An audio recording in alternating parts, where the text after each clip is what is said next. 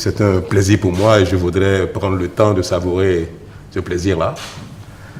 Revoir le président Boni Yayi ici même, en ces lieux, qui garde son action en mémoire. Le président Boni Yayi a passé 10 années ici, au service de notre pays. Et vous imaginez quel est mon plaisir et l'honneur que j'éprouve en le recevant ici.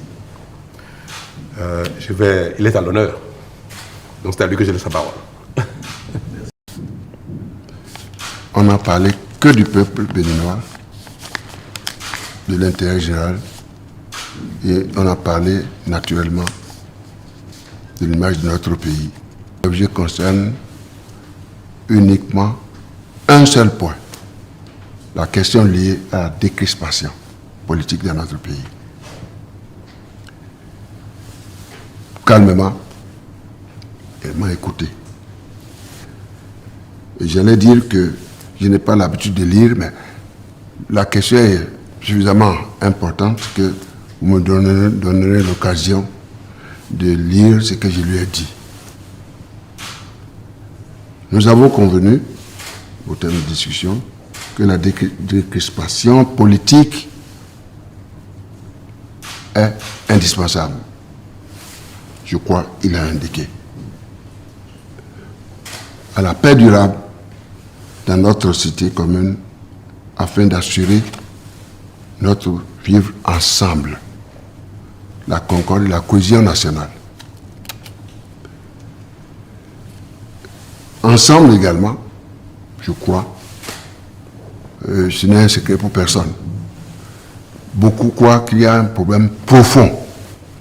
Talon Yayi, Talon Yayi. Non. Je suis venu, je crois que le président lui-même le sait. Compte tenu de tout ce qu'on s'est dit. Il n'y en a pas. De profond, il n'y en a pas. Mais qu'en réalité, je suis ridicule. Mais la question est plutôt de savoir que faire pour nos concitoyens. Pour qu'ils savourent la joie, la paix, le plaisir et le consensus pour affronter les défis et chocs aussi bien intérieurs qu'extérieurs. Il n'y a pas que le Bénin. Chaque pays a ses choses, mais à l'intérieur du Bénin, naturellement, nous en avons connu. Les chocs extérieurs viennent de l'extérieur. Nous en avons connu aussi à l'intérieur, que nous avons créé nous-mêmes.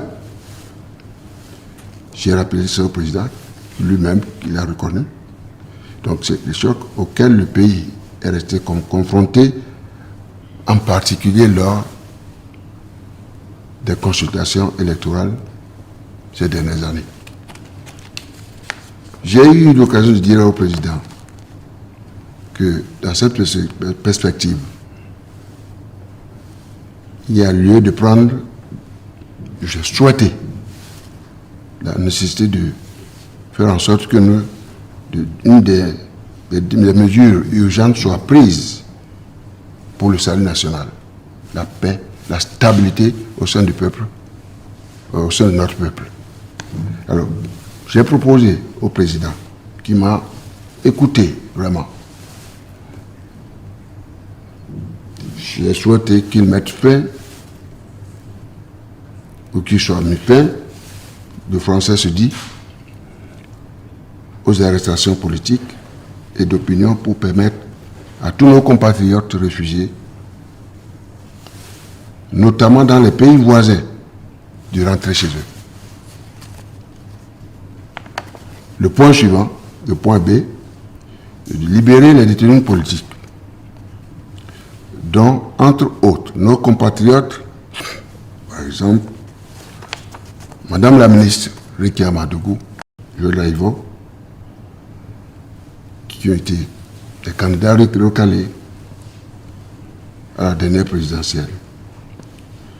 Bien évidemment, le cas de nombreux jeunes en souffrance dans nos prisons ne nous a pas échappé. Et le président m'a écouté, a passé son temps à m'écouter religieusement. Puis je lui ai dit, j'ai souhaité qu'il puisse dans l'arsenal institutionnel dont il dispose, et il en a,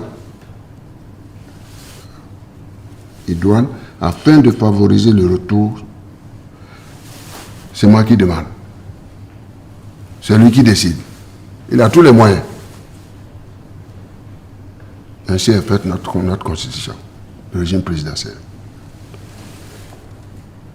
Il vient et souhaité dans les meilleurs délais, n'est-ce pas, le retour de ces exilés politiques dans la mère patrie, de tous ces exilés politiques condamnés ou non.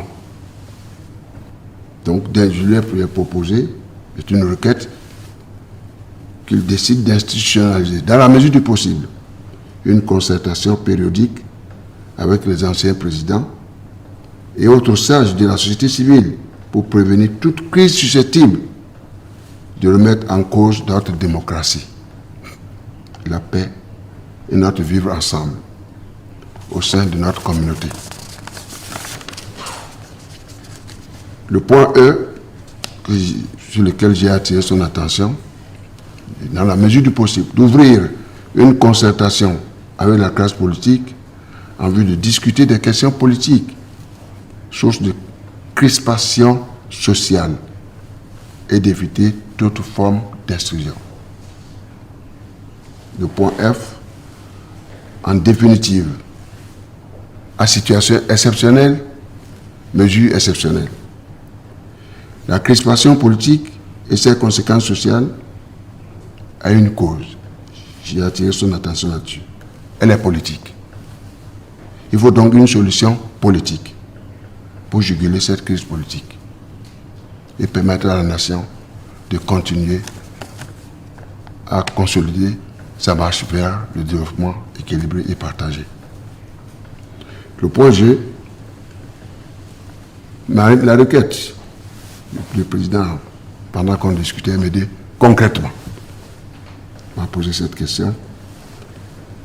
Je disais ici qu'il lui appartient, je viens de le dire, il appartient au président de prendre en urgence une décision historique et patriotique pour le bien de la nation, l'intérêt général, qui permettra aux filles et aux fils du Bénin, notre chère patrie commune, d'apporter leur pierre à l'édification de notre grand pays, notre grand et beau pays, le Bénin.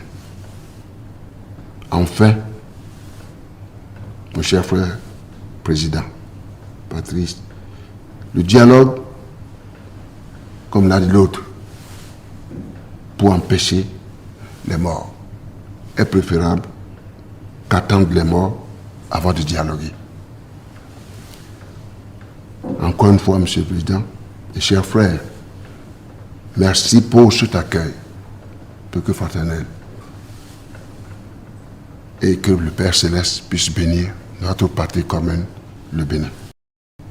Comme j'ai eu à le dire, peut-être que c'est le prélude.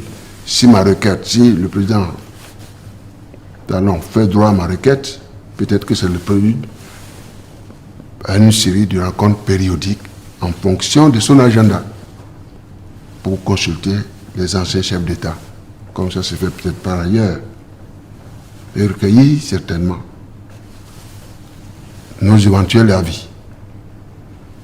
Ça rassure les populations. Donc c'est à ce titre-là que j'ai fait la démarche vers le président Soglo.